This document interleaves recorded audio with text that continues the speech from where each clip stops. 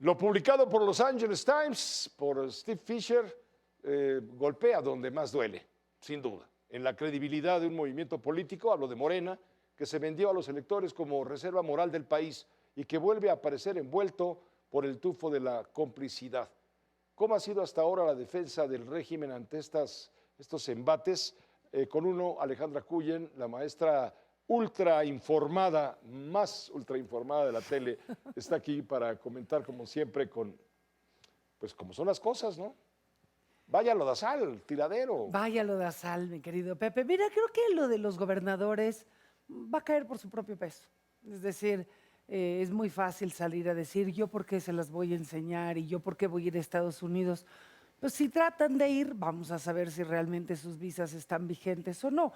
Al final, esto es un artículo de un periódico, pueden querer desacreditarlo, como suelen hacer con los medios. Ya con Los Angeles Times había sucedido en una ocasión en que había habido un comentario de esta naturaleza y acabó siendo cierto en el caso de María del Pilar y de su marido. Te voy a Vamos a ver interrumpir hasta un dónde momento llega. para informarte lo siguiente. Yo conozco a Steve Fisher por la chamba, ¿no? Cuando hace algunos meses Steve Fisher habló en el Los Angeles Times acerca de la situación política vinculada a los nexos del narco de Rubén Rocha Moya, aquí se armó, estalló la bomba. Y él nos dijo, Estados Unidos le quitó la visa. Y aquí dijeron, esas son patrañas, son mentiras.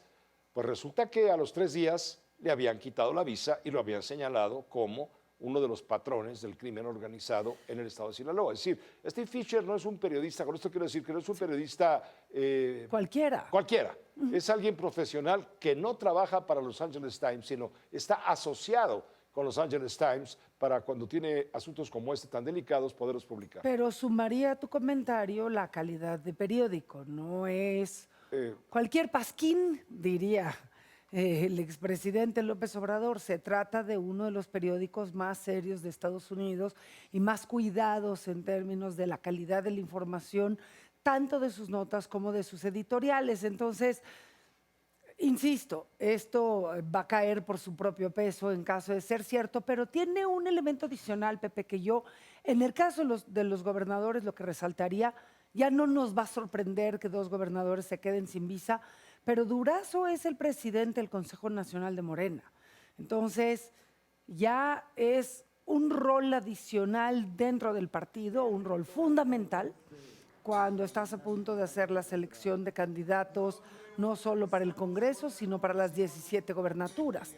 Y es él el que lleva el Consejo Nacional. Entonces, me parece que es un doble golpe. No solo son 2 gobernadores más, que como en México nos acostumbramos a todo, una vez que cae uno, ya a los demás los vamos viendo como de dominó. Algo más cotidiano, sí. Estoy un poco tratando de reírme, pero al final es muy delicado porque tienes a las cabezas Tú de los estás de gobiernos acuerdo con el estatales, debido ¿no? proceso. Y yo te pregunto, Siempre. la presunción de siempre, la Siempre. presunción de inocencia alcanza para gobernar cuando la sospecha cruza la frontera y llega al sistema judicial estadounidense. Por supuesto que sí, Pepe. A ver, yo creo que podemos regresar y hay múltiples análisis y que se repiten y se repiten y se repiten sobre este tema de la detención que solicitó Estados Unidos. Estados Unidos no ha dicho que son culpables.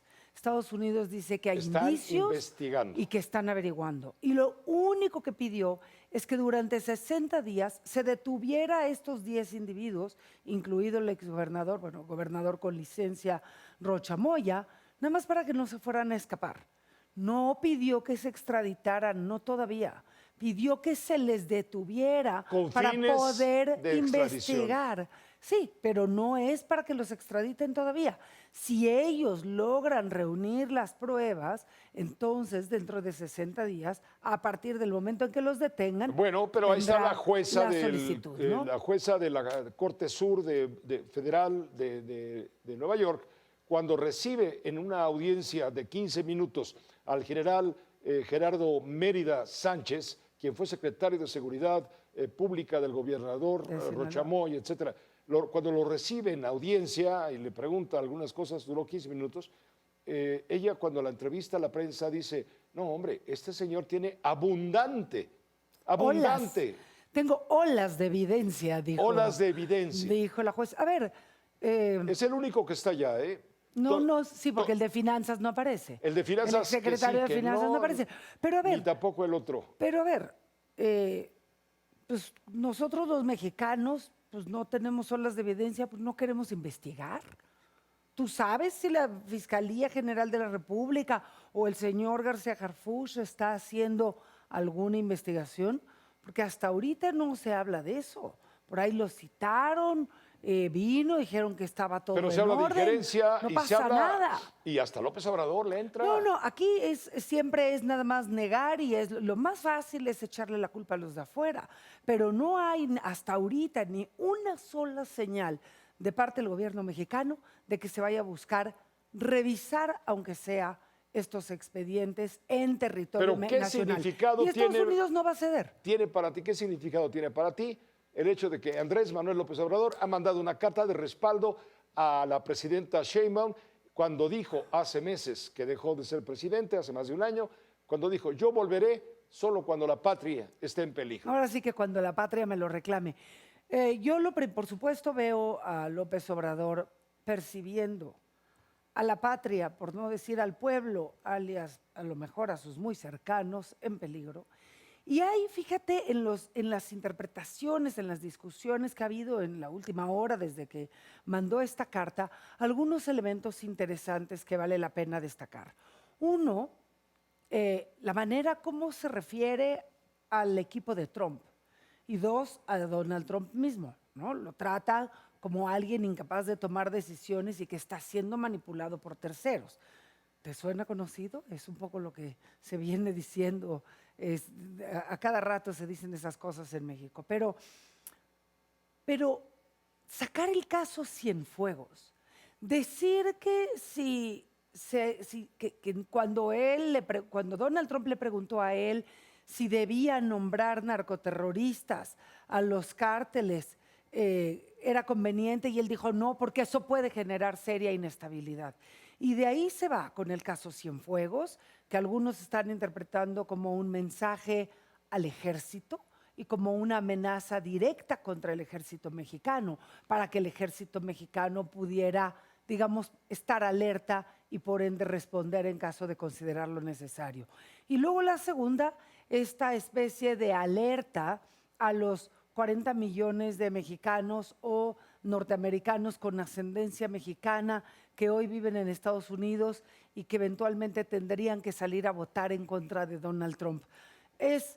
Creo acá, para mí la parte más delicada, claro, porque a Donald Trump no creo que le importe mucho, y de hecho ya Donald Trump contestó una respuesta durísima, es estar pendientes de si no es esto un mensaje para el ejército mexicano y a lo que esto pueda llevar. Alejandra Cuyen, muchísimas gracias, maestra Cuyen. No sé, que no se pudo quedar quieto, mira, ni un año le duró la expresidencia. No, la inquietud. Así es. Que te vaya muy bien, buenas noches. Qué gusto verte como siempre, Pepe. La maestra Alejandra Cuyen.